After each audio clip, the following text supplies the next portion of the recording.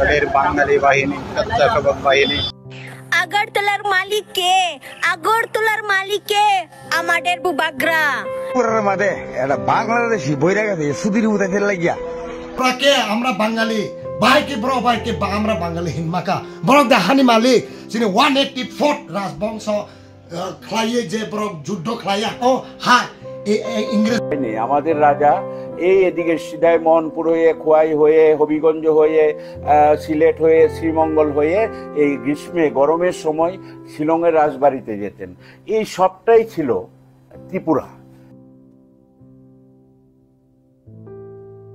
আগরতলার মালিক কে? আগরতলার मालिक के? আমাদের বুবাগ্রা। ये बात सुनने से तुम्हारा कान टान फाइटे गेसेगा। হ্যাঁ, এই কথা শুনবার পরে তোমার কান টান ফাইটে গেছেগা, শুনতে ভালো পাইতাছে না, খারাপ পাইতাছে। সালা চুটিয়ালের কি আর কিটা হইছস? আগরতলার উনি যদি মালিক হয় ঘরের ঘরে গরিবের মানুষের কারেন্ট বিল বইরা দিবাই। হ্যাঁ, আমাদের বুবাগ্রা, আমরার বুবাগ্রা তোমার ঘরের কারেন্ট বিল বরবার লাগিয়া বয়ে আছে নাকি তা চেয়ারের মধ্যে? হ্যাঁ, তুমি তোমার জামাইয়ের লগে কাপড় সাপড় খুইলা ছায়া খুইলা নাইটে খুইলা ঘুমাইবি ফ্যানের নিচে, আর তোমার ঘরের কারেন্ট বিল দিব আমরার বুবাগ্রা।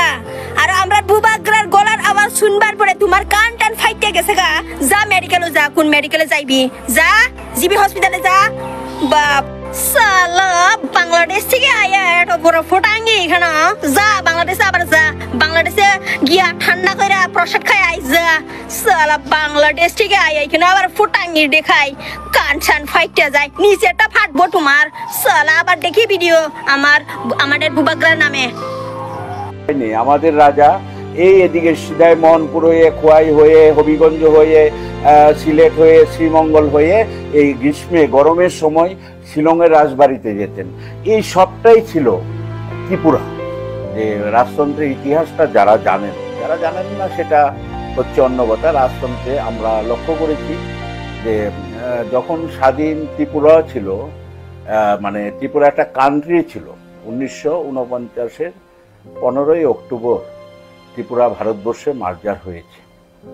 তার আগে পর্যন্ত স্বাধীন দেশ ছিল এবং দেশের রাষ্ট্রভাষাও বাংলা ছিল, এবং প্রত্যেকটা রাজার মন্ত্রিসভায় যারা মন্ত্রী হতেন তারা সমতলবাসী থেকে হতেন, এবং তাদের স্মরণে অনেক কাজ করে গেছেন মহারাজরা।